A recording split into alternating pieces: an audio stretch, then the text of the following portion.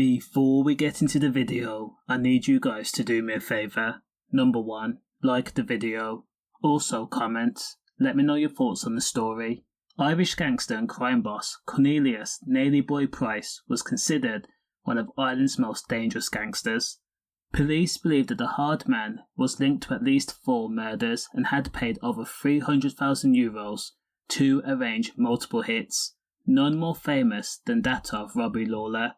Now often described as ruthless by the police, so much so that Nailyboy played up to the role perfectly. The gangster had put out a video on social media toasting Robbie Lawlor's M just hours after the brutal Belfast shooting in April 2020. Now Cornelius Price and Robbie Lawlor, according to police, had a history and absolutely despised each other after they both had been brought up in the County Meath area and operated in the same circles and had, for all intents and purposes, the same occupation. Both men were born with the same ideology, and that was to be the biggest gangster and crime boss in Dublin and the country, and the highly profitable drug trade. And both men were said to be responsible for M's of their loved ones. Robbie Lawlor believed that Cornelius Price was responsible for the K of his brother-in-law in Bettlestone. However, the two gangsters were such enemies that while in prison together, Cornelius offered Robbie Lawlor a Judas handshake. Robbie Lawlor needed 29 stitches from the incident that took place in Cork prison in October 2018.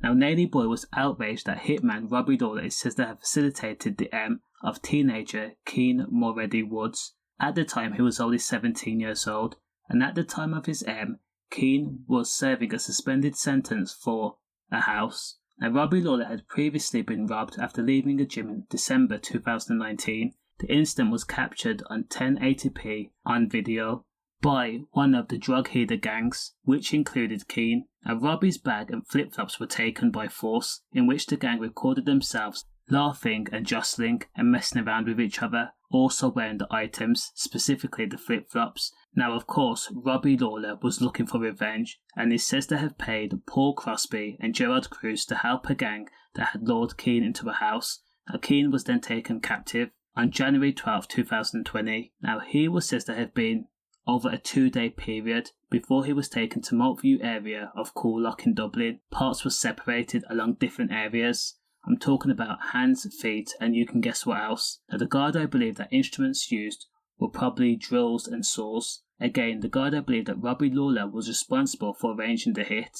Just 3 months later, it was then believed that Cornelius Price paid over €100,000 for hitman Robbie Lawlor to then be M'd in retaliation of teenager Keane Mulready Woods. Now Cornelius Price believed that Robbie had taken the drogheda feud to a new point of brutalness. In preparation for his revenge, Robbie made sure that he moved his family from his compound near Gormanston and moved them to Rochdale near Manchester, where he knew they would be safe.